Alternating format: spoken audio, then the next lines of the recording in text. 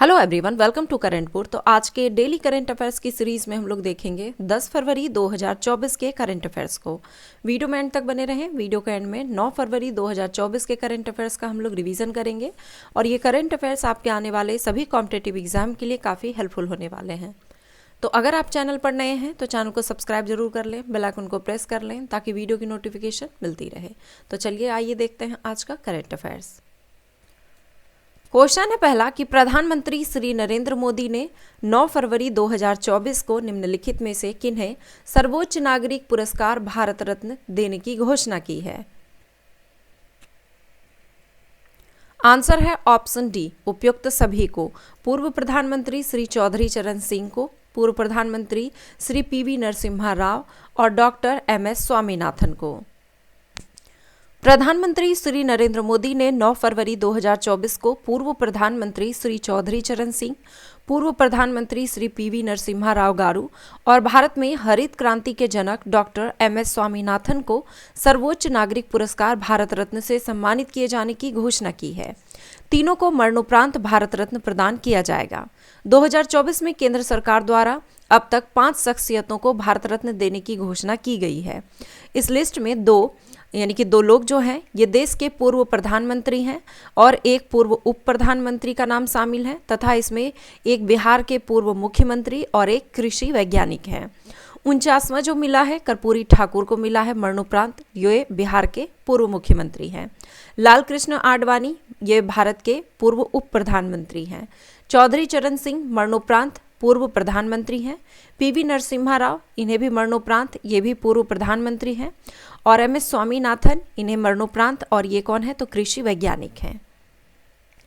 अब थोड़ा सा जान लेते हैं कि भारत रत्न पुरस्कार जो है इसकी शुरुआत कब की गई थी। तो भारत रत्न पुरस्कार की जो शुरुआत की गई थी ये 1954 में की गई थी। पहली बार यह सम्मान 1954 में 3 लोगों को दिया गया था। किन्हें किन्हें तो श्री राजगोपालाचारी को, सर्वपल्ली राधाकृष्णन को और सीवी रमन को। हाल ही में 7 फरवरी 2024 को किलकारी परियोजना निम्नलिखित में से किस 2 अतिरिक्त राज्यों या संघ राज्यों में शुरू किया गया है। आंसर है ऑप्शन सी, महाराष्ट्र और गुजरात में। किलकारी परियोजना 18 राज्यों या केंद्र शासित प्रदेशों अर्थात असम, बिहार, छत्तीसगढ़, चंडीगढ़, दिल्ली, हरियाणा, हिमाचल प्रदेश, झारखंड, मध्य प्रदेश, उड़ीसा, राजस्थान, उत्तर प्रदेश, उत्तराखंड, पश्चिम बंगाल, जम्मू और कश्मीर, त्रिपुरा, आंध्र प्रदेश तथा अंडमान एवं निकोबार द्वीप समूह को सेवा प्रदान करती है। हाल ही में 7 फरवरी 2024 को किलकारी परियोजना 2 अतिरिक्त राज्यों यानी कि महाराष्ट्र और गुजरात में शुरू की गई है। किलकारी कार्यक्रम की शुरुआत जो की गई थी ये 15 जनवरी 2016 को की गई थी। इसे ध्यान में रखें, इस तरह के क्वेश्चन एग्जाम में पूछ लिए जाते हैं। यह डिजिटल इंडिया पहल के एक भाग के रूप में नई मोबाइल आधारित सेवा है जो गर्भवती माताओं के लिए शुरू की गई है। इसका उद्देश्य लाभार्थियों को सीधे गर्भावस्था, प्रसव और शिशु देखभाल के बारे में संदेश देकर उन्हें नवजात शिशु की देखभाल हेतु स्वस्थ विकल्प चुनने के लिए प्रोत्साहित करता है। भारत के साथ सैफ विमेंस अंडर 19 चैंपियनशिप का संयुक्त विजेता किसे घोषित किया गया। आंसर है ऑप्शन सी, बांग्लादेश को। सैफ महिला अंडर 19 फुटबॉल चैंपियनशिप में मेजबान बांग्लादेश के साथ भारत को संयुक्त विजेता घोषित किया गया। निर्धारित 90 मिनट के खेल के बाद मैच 1-1 से बराबरी पर रहा। पेनल्टी किक से भी निर्णय नहीं होने के बाद भारत और बांग्लादेश को संयुक्त विजेता घोषित कर दिया गया। वर्ल्ड गवर्नमेंट समिट 2024 का आयोजन कहाँ किया जाएगा। आंसर है ऑप्शन डी, दुबई में। वर्ल्ड गवर्नमेंट समिट 2024 का आयोजन 12 से 14 फरवरी 2024 तक दुबई में संयुक्त अरब अमीरात में आयोजित किया जाएगा। 2024 में विश्व सरकारों का शिखर सम्मेलन की जो थीम है भविष्य की सरकारों को आकार देना, शेपिंग फ्यूचर गवर्नमेंट्स है। 7वें हिंद महासागर सम्मेलन 2024 निम्नलिखित में से किस थीम के साथ मनाया गया। आंसर है ऑप्शन सी, एक स्थिर और टिकाऊ हिंद महासागर की ओर। भारत विदेश मंत्री डॉक्टर सुब्रमण्यम जयशंकर ऑस्ट्रेलिया के पर्थ में 7वें हिंद महासागर सम्मेलन के उद्घाटन सत्र को संबोधित किया। 9 से 10 फरवरी 2024 तक यह सम्मेलन का आयोजन किया गया है। 7वें हिंद महासागर सम्मेलन की थीम एक स्थिर और टिकाऊ हिंद महासागर की ओर है, towards a stable and sustainable Indian ocean. Hind महासागर सम्मेलन क्षेत्र के देशों के लिए विचार विमर्श का मुख्य मंच है। इंडिया फाउंडेशन के सहयोग से विदेश मंत्रालय इसे 2016 से प्रतिवर्ष आयोजित करता है। इसे विदेश मंत्रालय द्वारा आयोजित किया जाता है। हिंद महासागर सम्मेलन का पहला संस्करण वर्ष 2016 में सिंगापुर में आयोजित किया गया था। किस प्रसिद्ध संगीतकार को कला में उनके योगदान के लिए लक्ष्मी नारायण अंतर्राष्ट्रीय पुरस्कार से सम्मानित किया गया है? आंसर है ऑप्शन ए, प्यारेलाल शर्मा को। प्रतिष्ठित संगीतकार प्यारेलाल शर्मा को लक्ष्मी नारायण अंतर्राष्ट्रीय पुरस्कार से सम्मानित किया गया है। प्यारेलाल शर्मा को यह पुरस्कार Lakshmi Narayan global music festival में एल सुब्रमण्यम और कविता कृष्णमूर्ति सुब्रमण्यम द्वारा प्रदान किया गया। श्री प्यारेलाल शर्मा को वर्ष 2024 में भारत के तीसरे सर्वोच्च नागरिक सम्मान पद्म भूषण से भी सम्मानित किए जाने की घोषणा की गई है। इनका जन्म 3 सितंबर 1940 में हुआ था और जन्म स्थान जो इनका रहा है ये गोरखपुर, उत्तर प्रदेश। उत्तराखंड विधानसभा में किस तिथि को समान नागरिक संहिता विधेयक पारित किया गया? आंसर है ऑप्शन बी, 7 फरवरी 2024 को। उत्तराखंड विधानसभा ने 7 फरवरी 2024 को समान नागरिक संहिता यूसीसी विधेयक पारित कर दिया। 4 फरवरी 2024 को उत्तराखंड के मंत्रिमंडल ने यूसीसी विधेयक को मंजूरी दी थी तथा 6 फरवरी 2024 को बिल का ड्राफ्ट विधानसभा में पेश किया गया था। कानून बनने के बाद उत्तराखंड आज़ादी के बाद यूसीसी लागू करने वाला देश का पहला राज्य होगा। चुनाव आयोग द्वारा 9 फरवरी 2024 को जारी special summary revision report SRR 2024 के अनुसार सभी 28 राज्यों 8 केंद्र शासित प्रदेशों के वोटर्स की संख्या कितनी है?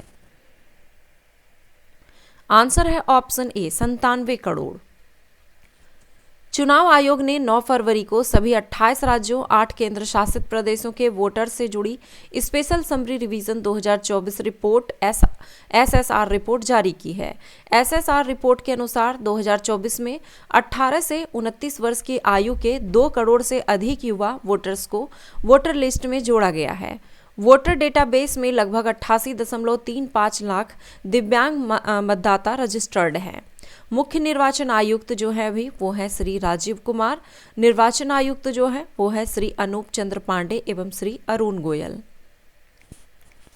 गुजरात के राजकोट में स्थित Saurashtra cricket association SCA stadium का नाम बदलकर क्या रखा जाएगा? आंसर है option D, Niranjan Shah stadium.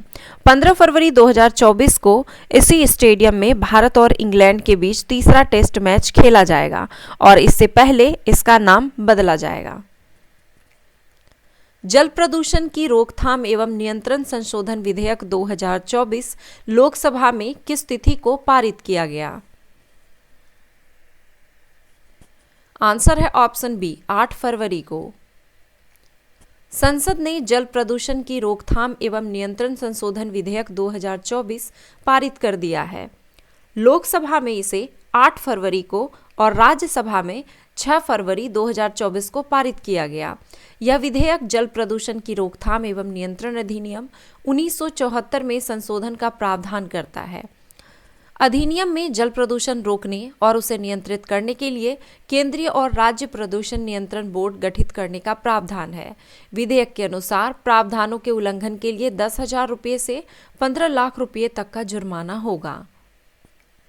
किसके द्वारा LPG वितरण में क्रांति लाने के लिए प्योर फॉर श्योर का अनावरण किया है? आंसर है option B, Bharat petroleum corporation limited द्वारा। एलपीजी वितरण अनुभव को बदलने के लिए एक अभिनव कदम उठाते हुए भारत पेट्रोलियम कॉर्पोरेशन लिमिटेड ने प्योर फॉर श्योर के लॉन्च की घोषणा की है। गोवा में IW 2024 में पेट्रोलियम और प्राकृतिक गैस तथा आवास और शहरी कार्य मंत्री द्वारा इस पहल का उद्घाटन किया गया। प्योर फॉर श्योर पहल एलपीजी सिलेंडर की गुणवत्ता और मात्रा का आश्वासन प्रदान करने के लिए तैयार है, जो देश में अपनी तरह की पहली सेवा है। एलपीजी में प्योर फॉर श्योर के मूल में इसकी अभिनव छेड़छाड़ रोधी सील है, जो उत्पादन संयंत्र से ग्राहक तक सिलेंडर की संपूर्णता सुनिश्चित करने के लिए QR कोड से सुसज्जित है। QR कोड को स्कैन करने पर ग्राहक को एक सिग्नेचर ट्यून के साथ एक विशिष्ट प्योर फॉर श्योर पॉपअप दिखाई देगा, जिसमें भरते समय सिलेंडर का कुल वजन जैसे आवश्यक विवरण प्रदर्शित होंगे। यह ग्राहकों को डिलीवरी स्वीकार करने से पहले अपने सिलेंडर को प्रमाणित करने, पारदर्शिता और विश्वास सुनिश्चित करने का अधिकार देता है। यदि कोई छेड़छाड़ होती है तो QR कोड स्कैन करने योग्य नहीं रह जाता है। राष्ट्रपति श्रीमती द्रौपदी मुर्मू 10 फरवरी को कहाँ राष्ट्रीय जनजातीय महोत्सव आदि महोत्सव 2024 का उद्घाटन करेंगे? आंसर है ऑप्शन ए, नई दिल्ली में। राष्ट्रपति श्रीमती द्रौपदी मुर्मू 10 फरवरी को नई दिल्ली के मेजर ध्यानचंद नेशनल स्टेडियम में वार्षिक राष्ट्रीय जनजातीय महोत्सव आदि महोत्सव 2024 का उद्घाटन करेंगी। आदि महोत्सव 2024 का आयोजन 10 से 18 फरवरी 2024 तक किया जाएगा।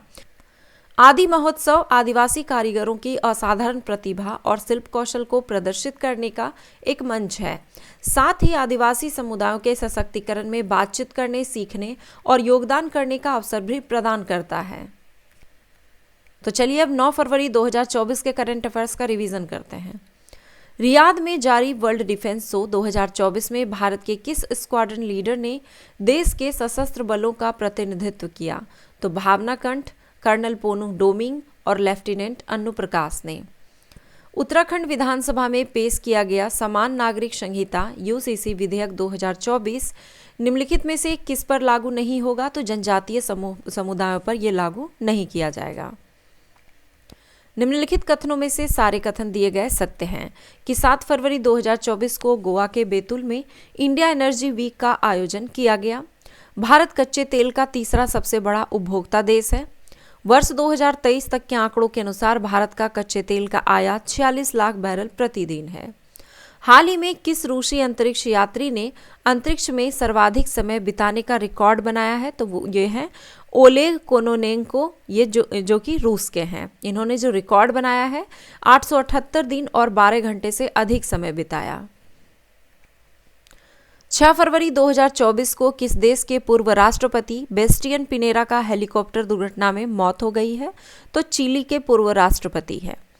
भारतीय नौसेना और फ्रांसीसी नौसेना के बीच 17वीं स्टाफ वार्ता 6 से 7 फरवरी 2024 को कहां आयोजित की गई? तो नई दिल्ली में। ओल्जास बैक्टेनोव को किस देश के नए प्रधानमंत्री के रूप में नियुक्त किया गया है? तो कजाकिस्तान के। RBI ने लगातार छठी बार रेपो रेट की दर कितने प्रतिशत पर अपरिवर्तित रखा है? तो 6.5%। सुरक्षित इंटरनेट दिवस 2024 किस तिथि को मनाया गया? तो 6 फरवरी को। 7वें हिंद महासागर सम्मेलन 2024 का आयोजन किस देश में किया जाएगा? तो ऑस्ट्रेलिया में। हाल ही में किस राज्य के मुख्यमंत्री ने नशे के खिलाफ धामी अभियान शुरू किया है? तो उत्तराखंड के मुख्यमंत्री ने। केंद्रीय मंत्री अमित शाह ने किस देश के साथ 8 फरवरी 2024 को मुक्त आवागमन की व्यवस्था खत्म करने की घोषणा की है? तो म्यांमार के साथ। निम्नलिखित में से कौन सा नीली अर्थव्यवस्था से संबंधित भारत सरकार की पहल है? तो डीप ओशन मिशन, सागरमाला परियोजना और ओ स्मार्ट। तो ये थे आज के करंट अफेयर्स। आई होप कि वीडियो पसंद आया होगा। वीडियो पसंद आया हो तो लाइक जरूर करें, कमेंट करें और दोस्तों के साथ शेयर जरूर करें।